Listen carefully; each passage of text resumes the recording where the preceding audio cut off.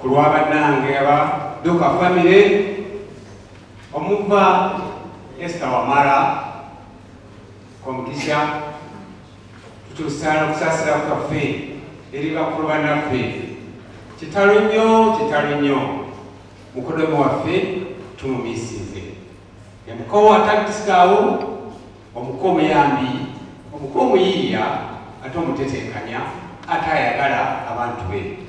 kyatukoledde mu biseera bye mu bulamu tekirojjeka kibi nnyo okugenda bwatyo naye bwatyo Mukama bwakoze eki bwageze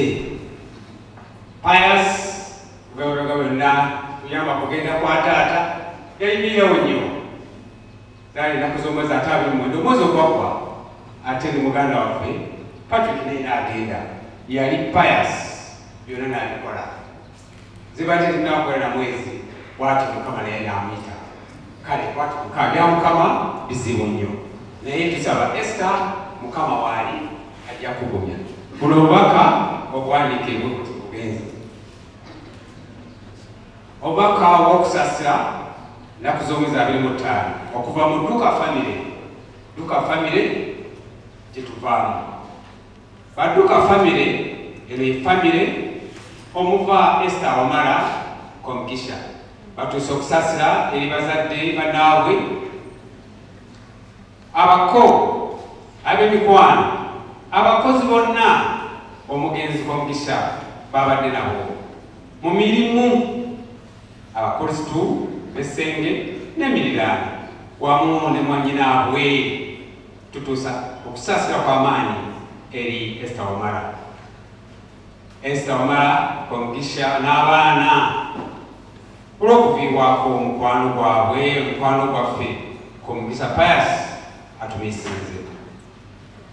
mukoddomi waffe abadde omuntu atasangika omuyambi mu buli nsonga egudde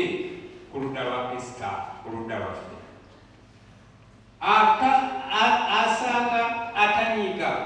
abeera mu buli mbeera tusaba Mukama omugenzi amusonyiwe byonna ebyamusobako era omwoyo gwe agumuze emirembe twakwasa Zabuli eya 23 tuwaddeyo amabugo ga mitwalo 50 gayambeko ateekako omukono Kasozi Godfrey Saalongo gemanya gange omutuuze w'Erutete ate era ne Nakasongola bw'atyo otumiisinze Pius naye Esther Mukama agumye kizibu okuba nti wadde otwala omwana tannatuuka ate naawuli amawulire gano naye byonna